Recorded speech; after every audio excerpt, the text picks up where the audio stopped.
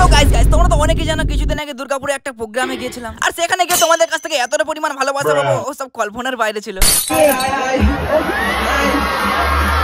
হ্যাঁ, অনেক কষ্টের পর কোন রকমে স্টেজের কাছে পৌঁছে গেছিলাম, আর এই জায়গাটা তো আমার তো পুরো সুপারস্টারের মতো ফিল হচ্ছিল। ও ওয়াও,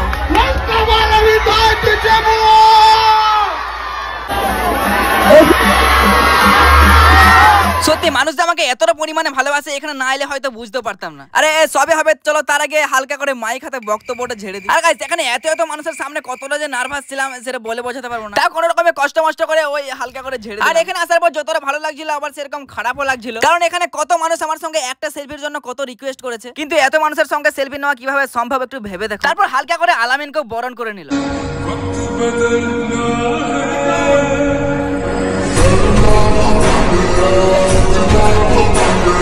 আর গাইস তোমরা যারা প্রোগ্রামের মধ্যে ছিলে তোমাদের কাছে ক্ষমা চাইছি। তোমরা হয়তো অনেকেই ভাবতে পারো আলামিনের অনেক অ্যাটিটিউড, একটা সেলফি চেয়েছি তাও পাইনি। আসলে আমার সঙ্গে সব সময় গার্ড ছিল, তাও আমি চেষ্টা করেছি সবার ফোনে সেলফি তোলার। তো যাই হোক, তারপর আবার কোথা থেকে রিপোর্টার এসে আমার সামনে হাজির হয়ে গেল, আর আমাকে জিজ্ঞেস করছিল আমার বউ কটা, বাচ্চা কটা, আমার ইনকাম কত। তো কি আর আমিও রিপোর্টারের সামনে দু চার কথা বলেই দিলাম ওই আর কি। আর গাইস তোমরা যদি এটার ফুল ভিডিও দেখতে চাও, এই যে নিচে লেখা আছে দুর্গাপুর স্টেজ শো, তো ওখানে ক্লিক করো।